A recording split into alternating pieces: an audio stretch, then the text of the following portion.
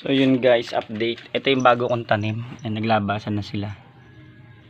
Evelyn ng Lolyo Bionda. Mga natira na lang tong seeds ko. Mga last batch. Pero mayroon pa akong mangilan pa dun. Hindi pala ako nakakapagawa. Pang ano ko lang to. Pang prepare kasi yung Gaujin, yung violet o yung red lettuce natin ay mag ano na, full grown. So ito naman yung mga seedlings. Yan. Kasama yan. So ito. Ayun na sila. Yung mga ano yan.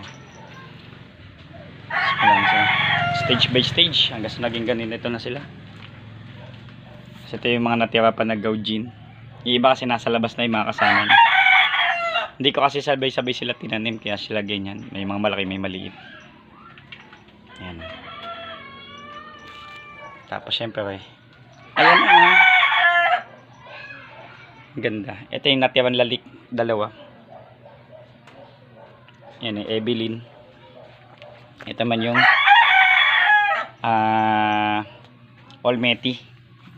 Ganyan kalaki yan. Malaki. Ito naman is Romaine. Ganda nila lahat. Sobra. Yan. Yan yung Romaine. Wow. Astonishing. Oh, laki ng Olmeti. Lalaki niyan. So yan. Yan ang laman ng greenhouse natin. Okay. Smooth na smooth. Ready to go. Konti na lang. Papapalaki na natin yan.